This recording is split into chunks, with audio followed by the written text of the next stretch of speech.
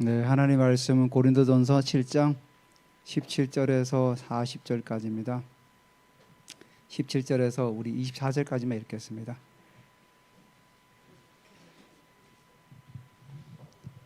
17절 제가 읽고 여러분 18절 교독하도록 합니다.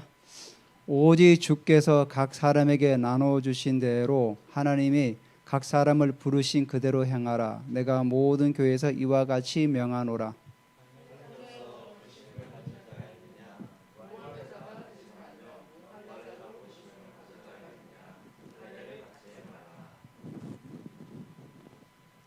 할례 받은 것도 아무것도 아니요 할례 받지 않은 것도 아무것도 아니로되 오직 하나님의 계명을 지킬 따름이니라.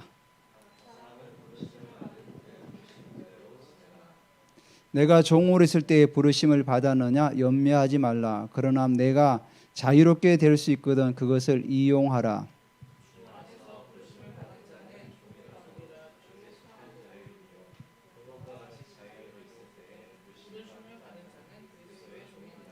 너희는 값으로 사신 것이니 사람들의 종이 되지 말라.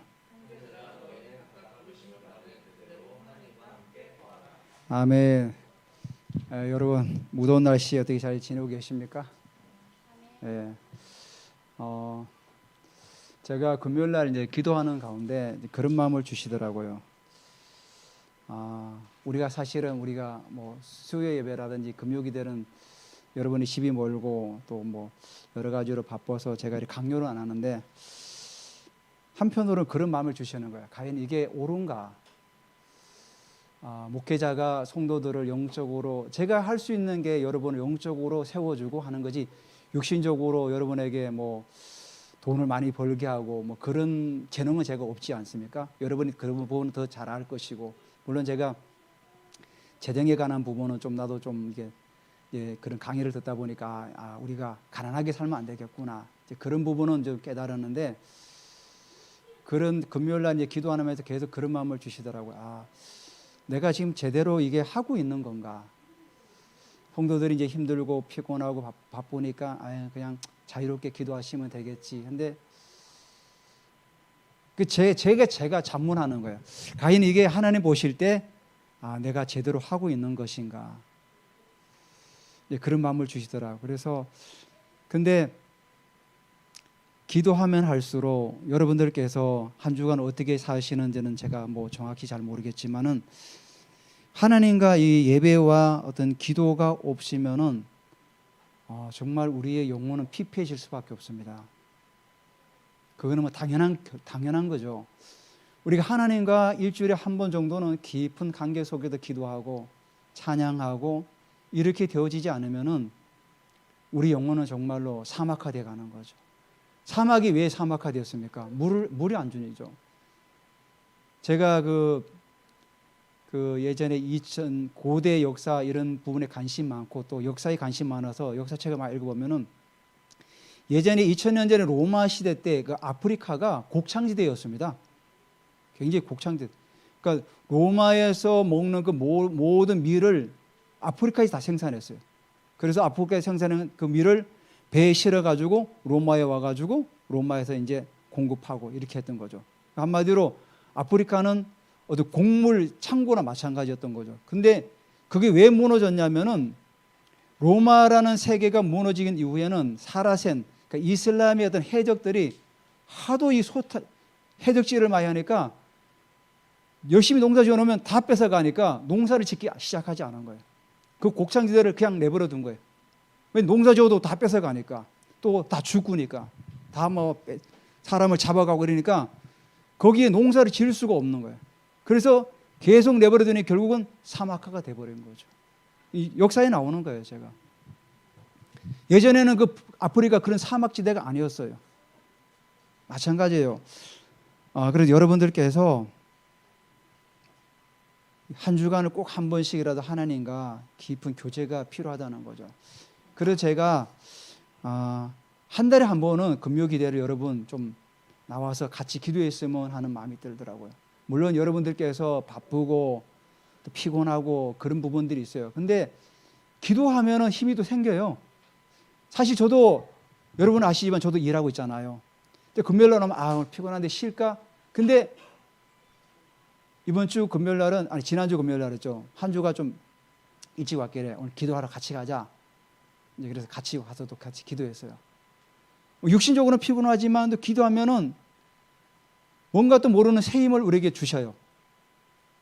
그래서 우리 신앙인은 기도 없는 삶은 사실은 정말로 세상 사람들처럼 내 머리 굴려가지고 짱구 굴려가지고 살아가는 거예요. 기도할 때 하나님께서 지혜를 주시고 기도할 때 하나님께서 바른 길을 깨닫게 하시는 분거든요. 그래서 여러분들께서 한 달에 한 번 정도는 우리 같이 기도에 나오셔가지고 또 같이 한번 기도하고 또 힘을 얻고 또 영적으로 또 새로워지는 그런 은혜가 있으시기를 또 주님의 이름으로 부탁합니다. 오늘 제목이 부르신 그대로. 여러분 이 제목을 오해하시면 안 됩니다. 부르신 그대로니까 내가 옛날에 부르신 그대로 그냥 계속 살아가면 되는 것이 아니라 부르신 그대로는 내가 어떤 환경에 있을지라도 나는 예비하는 겁니다. 내가 어떤 환경에 있을지라도 주님께서 내게 주신 그 소명, 그 사명을 감당하는 거죠. 하나님께 내게 주신 그 소명을 가지고 내가 이 사명을 감당해 나가는 거죠. 그래서 부르신 그대로예요. 부르신 그대로에서 그 자리에서 머물러서 그냥 살아가라는 뜻이 아닙니다. 자, 그래서 우리는 삶의 자세, 오늘 여기 17절에 보면은 오직 주께서 각 사람에게 나눠주신 대로, 그러니까 이 나눠주신 대로가 뭐냐면은 하나님께서 우리에게 주신 그 직분, 소명, 또 사명, 그 나눠주신 사명대로 하나님께서 각 부르신 그대로 행해 나가라는 거예요. 하나님께 내게 주신 교사로서 부르셨다는 그 교사에서 하나님의 부르심을 따라서 열심히 행해 나가라는 거예요. 그리고 또 하나님께 주신 데 또 사명을 가지고 살아가는 거죠. 지난번에 제가 이제 이쪽 부분은 같이 예언을 하질 않아 가지고 이쪽 부분 이제 다른 교회 분들하고 같이 예언하면서 말하는데 저희 사모가 이제 집에 와서 하는 얘기가 한 부분을 얘기를 하더라고요. 저는 제가 하나님께 받은 그런 말씀은 뭐냐면은 그것을 변경해 가지고 막 넘어가라는 뜻이 아니라 내게 주어진 그 자리에서 하나님께 두신 지혜를 가지고 더 발전시켜 나가는 거죠. 그래서 하나님께 내게 주신 그 한 자리에 서서 그 자리를 통해서 더 하나님 앞에 나아가고 더 세워져 나가고, 그러니까 우리는 산업인으로 또 교사로 각자 부르심의 영역이 있지 않습니까? 그 영역에서 기도하면서 하나님 주신 지혜를 가지고 그것을 변화시켜 나가는 거죠. 내가 가령 산업인을 불렀다 그러면 그 산업인에 맞게 거기서 지혜를 가지고 내가 이 직장과 이 일터 속에서 하나님께서 내게 주시는 그 소명과 부르심을 가지고 어떻게 하면 더 이 회사가 발전해 나갈 수 있을까? 어떻게 하면 더 회사를 우리가 더 세워나가고 재정을 창출할 수 있을까? 그런 지혜를 하나님께 계속 구하는 거예요. 하나님, 우리가 이런 계획을 가지고 있습니다. 하나님, 이 계획 가운데 하나님의 계획하심을 우리가 듣기로 원합니다. 기도하는 거죠. 하나님, 지혜를 주십시오. 어떻게 하면 좋겠습니까? 계속 하나님께 질문하고 나아가는 거예요. 어제 토요일 날 이제 같이 이제 저희 사모랑 같이 또 기도하는 가운데 어떤 분이 문자가 왔어요. 저랑 같이 이제 그 왕사라고 왕의 사역을 같이 하는 멤버인데, 이분은 이제 평신도 선교사인데 저한테 이제 문자가 와서 사모님에게 예언을 받고 싶다는 거예요.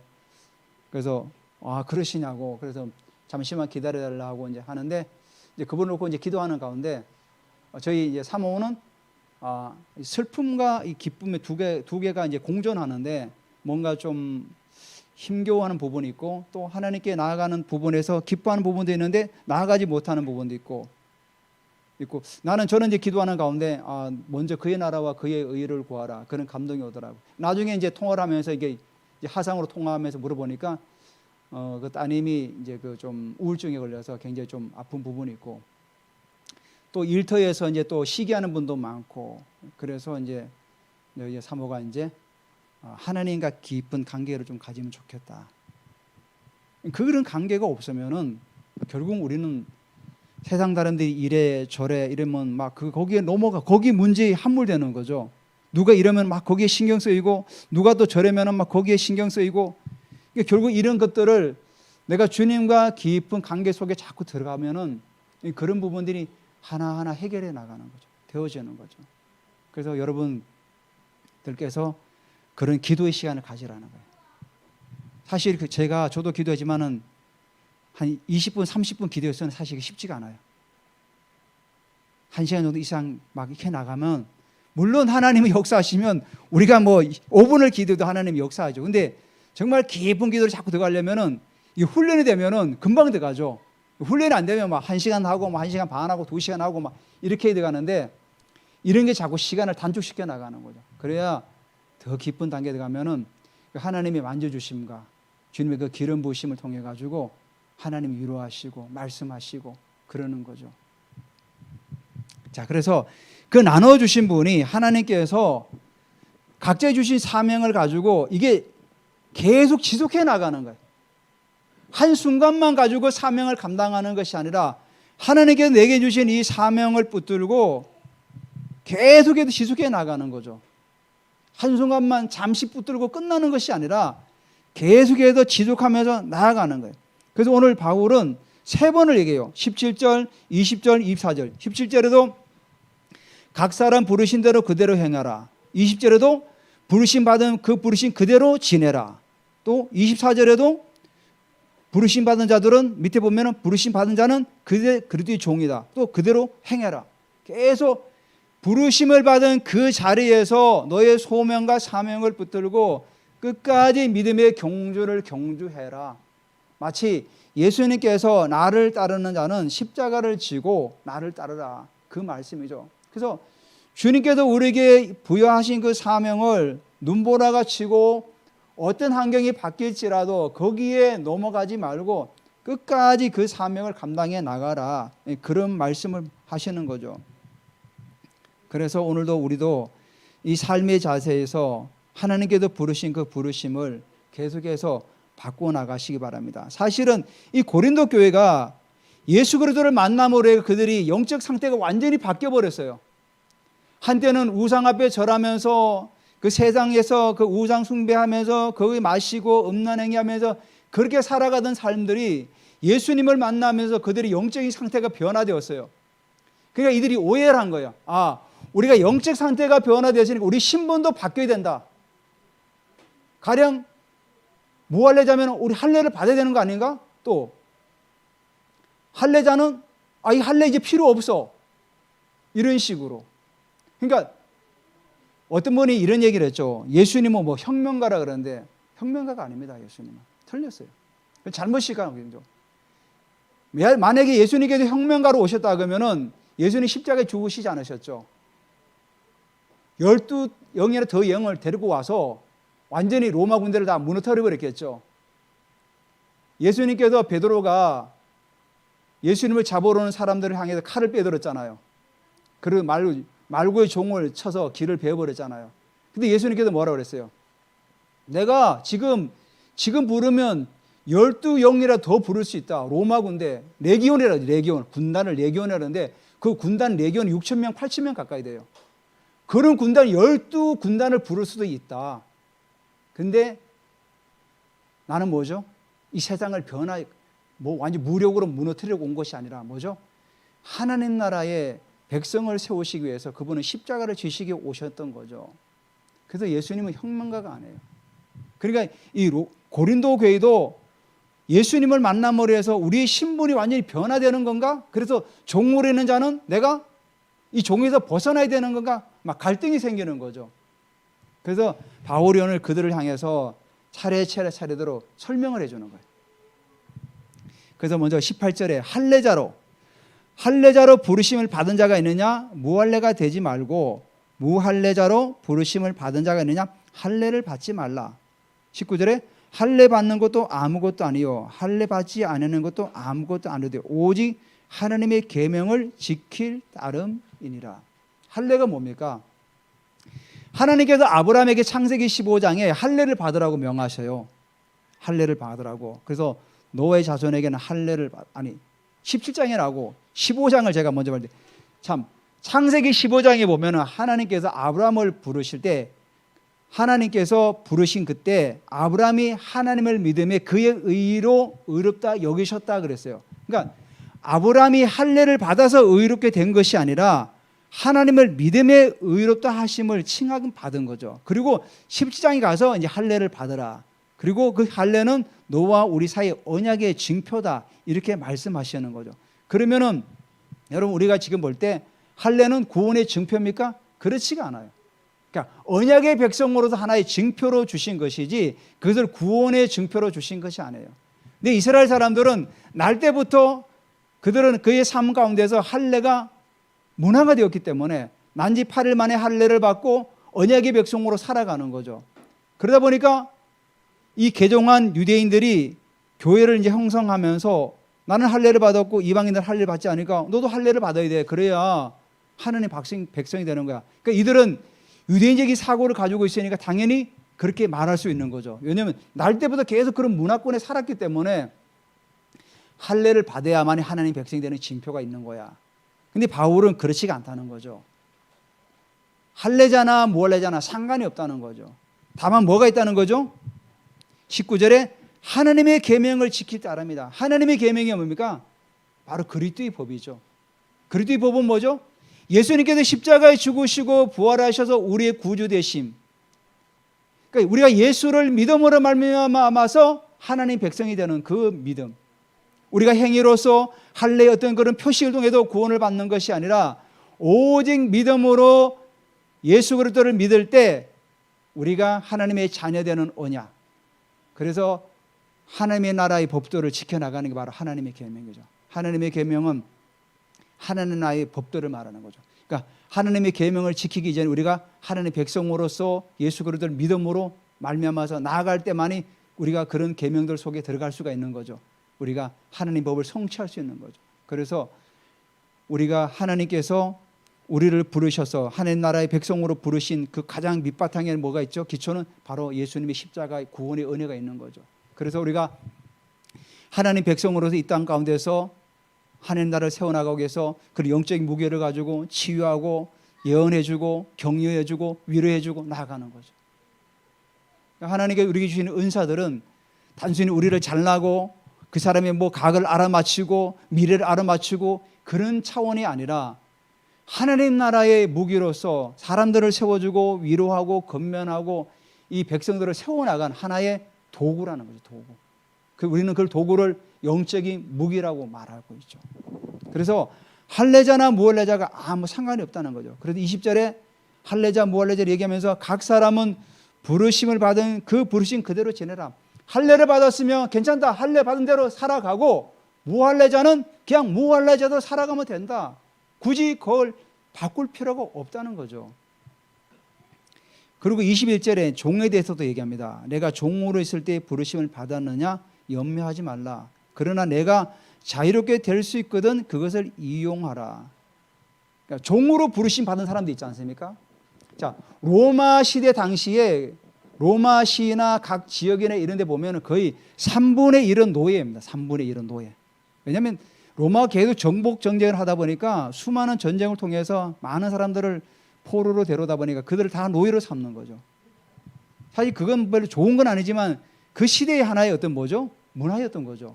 정복해서 사람을 잡아서 데리고 와서 노예로 삼고 하는. 그러다 보니까 로마 사회가 3분의 1이 종이에요. 노예.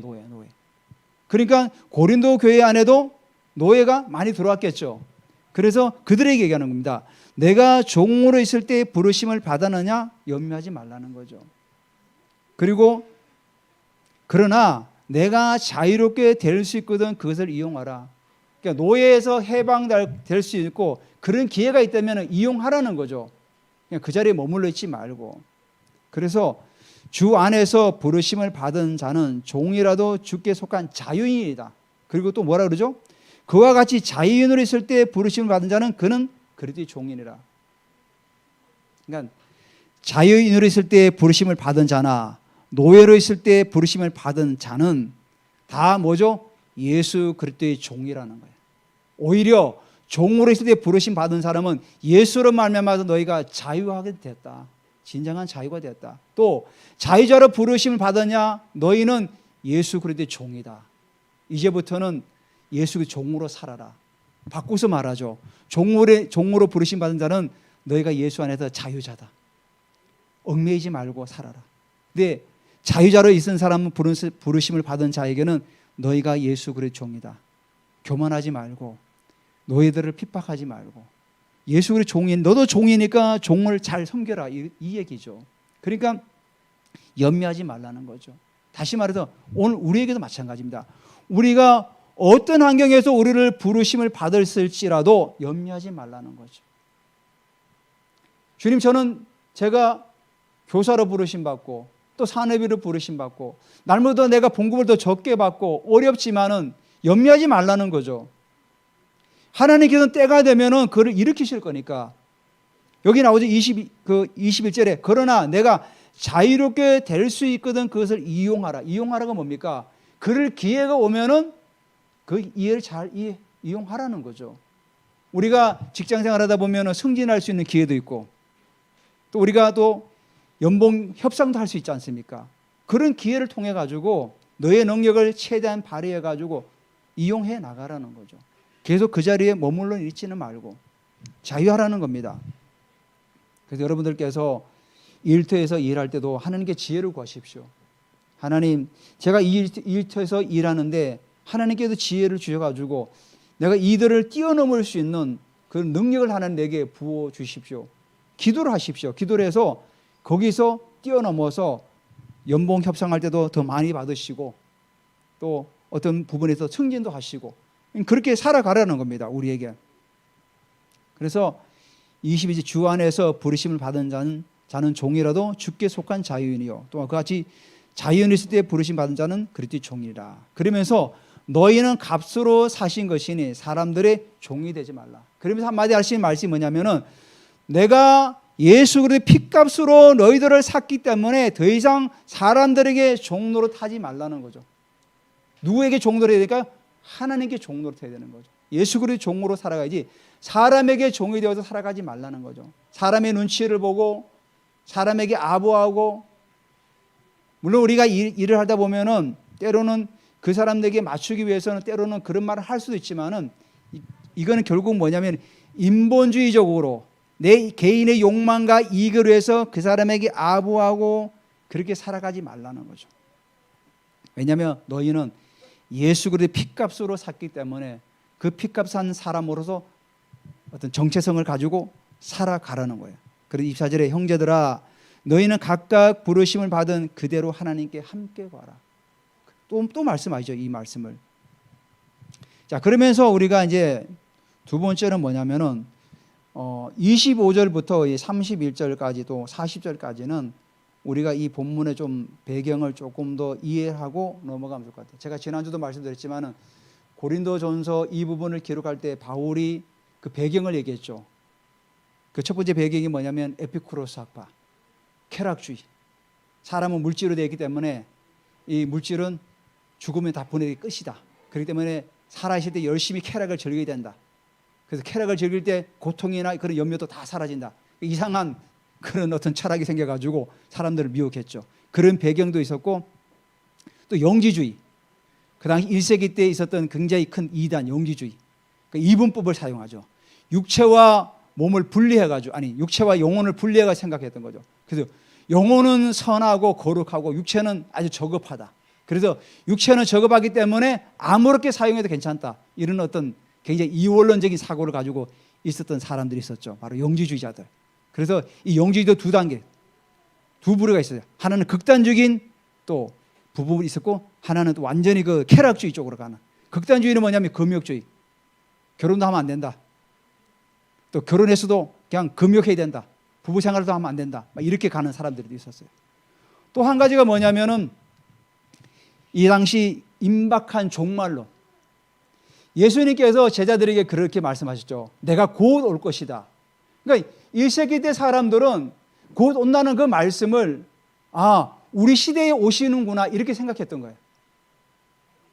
지금 2000년이 지나도 아직도 오시지 않았잖아요. 근데 1세기 때 예수님의 제자들은 내가 곧 온다는 그 말씀이 우리 시대에 곧 오신다는 말씀으로 받아들였어요. 그렇기 때문에 바울 서신에 보면은 그 임박한 종말론이 그 스며 있어요.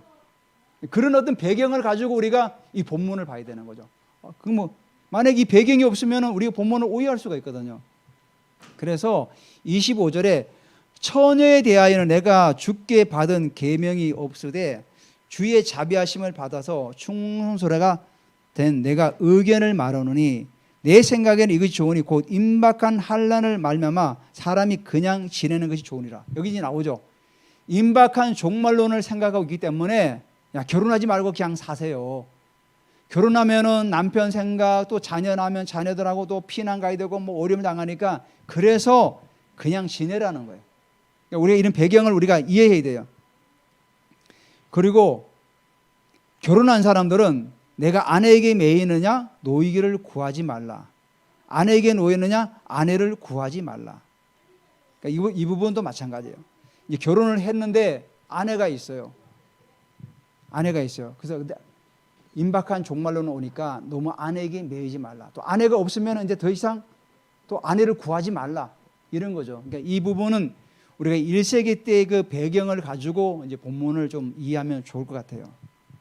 그래서 28절에 그러나 장가가는 제도 장가를 가도 죄 짓는 것이 아니요 처녀가 시집을 가도 죄 짓는 것이 아니로되 이런 일들은 육신의 고난이 있으리 나는 너희를 아껴노라. 자, 그러니까 임박한 종말론이 다가오니까 결혼하고 장가가고 하면은 가정생활 해야 되고 또 자녀를 키워야 되고 양육해야 되고 하니까 여러 가지 어려움들이 있으니까 결혼하지 말라 이런 얘기를 하는 거예요. 그래서 장가가는 것도 죄는 지는 건 아니지만은 어려움이 있다 이렇게 이제 말하고 있는 겁니다. 그래서 형제들아 29절에 내가 이 말을 하노니 그때가 단축하여진 거로 임박한 종말이 다가오고 있다는 거예요. 다가오고 있다고 있으니 이후로부터 안에 있는 자들은 없는 자 같이 하며 자 이제 곧 주님이 오실 거니까 우리가 경계하며 살아가야 된다. 그래서 오늘 우리가 이 본문을 보면서 우리가 어떻게 해야 되는가?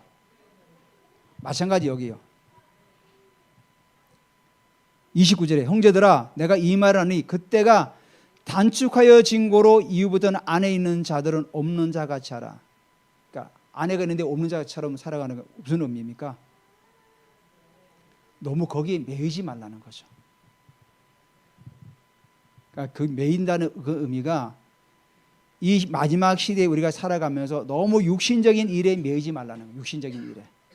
그러니까 아내 매이지 말라니까 아내 말도 듣지 말고 뭐 아내가 뭐 내버려 두라 그 말이 아니라 너무 육신적인 일에 매이지 말라는 거예요. 육신적인 일에. 우리가 신앙생활 하면서 너무 육신적인 일에 매이다 보면은 영적인 일을 소홀히 할 수 있잖아요. 가령 밥을 먹어야 되는데 밥을 안 차려줘 아내가. 왜 밥을 안 차려줍니까 하고 따지지 말라는 거죠. 제가 말하지 않았습니까? 우리 회사 그 동료 그 동생은 아침에 아내가 밥을 안 차려줘요. 성경만 읽고 있고 자기가 밥을 다 해요. 해먹고 애들 다 차려주고 그러고 나와. 여러분 그러면 사실은 부부싸움 나지 않아요? 근데 이해하는 거죠. 아 하나님께도 저분은 저분대로 나름대로 또 하나님께도 부르셨기 때문에 열심히 성경 읽고 나는 하나님께도 내게 주신 사명이 있으니까 내가 아이들을 또 밥해서 먹이고 내가 먹고 또 나오면 되는 거니까 그 부분을 가지고 싸울 필요가 없는 거를 현명한 거죠. 이게 바로 아내에 있는 자는 아내에 매이지 말라 그 말이에요. 아내가 아침에 일어나가지고 왜 밥을 안 해주지? 왜 안 챙겨주지? 또 남편도 아내도 그렇죠. 남편이 들어오면은 청소 좀 해주고 애도 좀 봐주고 빨래도 좀 해주고 왜 안 하지? 남편에 매이지 말라는 거죠. 보는 사람이 먼저 하면 되는 거죠. 그러니까 서로 대화하면서 서로 협력해서 함께 가정을 꾸려나가는 겁니다. 여러분 그러니까 우리가 하나님께도 우리에게는 생각할 수 있는 부분을 주셨고 대화할 수 있는 부분을 말을 주잖아요. 우리 언어를 주셨잖아요. 그게 뭡니까? 서로 대화하라는 거죠. 대화하면서 서로의 부족한 부분을 채워나가는 거죠. 자, 그러면서 계속해서 말씀하시는 게 30절에도 우는 자들은 울지 않는 자같이 하며 기쁜 자들은 기쁘지 않는 자같이 하며 매매하는 자들은 없는 자같이 하며 세상 물건을 쓰는 자들은 다 쓰지 못하는 자같이 하라. 이 세상의 외형은 다 지나가미라. 이 말씀의 이 전체 결국은 뭐냐면 어떤 일이든지 그 일에 매이지 말라는 거예요. 매매하는 자도 안 팔린다고 해서 너무 걱정할 필요도 없고 잘 팔린다 해서 너무 기뻐하지도 말고 또 슬픔이 있다고 해도 너무 울지도 말고, 기쁘다고 해서 너무 거기에 또 기쁘다고 매이지 말고, 어떤 일이든지 다 주 안에서 합력하여 선을 이루어 나가면 된다는 그 말씀이에요. 자, 그래서 마지막으로 이제 그 가부들에 관한 얘기들도 나오죠. 가부들에 관한 얘기가 32절부터 나오는데, 너희가 염려 얻기를 원하나 장가가지 않는 자는 주의 일을 위하여 어찌하여 주를 기쁘시게 할까 하되. 그러니까 장가가지 않는 자는 아내가 없으니까 주의 일을 더 힘쓸 수 있죠. 자, 근데 33절, 장가간 자는 세상 일을 염려하여 어찌하여 아내를 기쁘게 할까 하여 마음이 갈라지며 시집가지 않는 자와 처녀는 주의 일을 염려하여 몸과 영을 다 거룩하게 하려 하되, 시집간 자는 세상 일을 염려하여 어찌하여 남편을 기쁘게 할까 하느니라.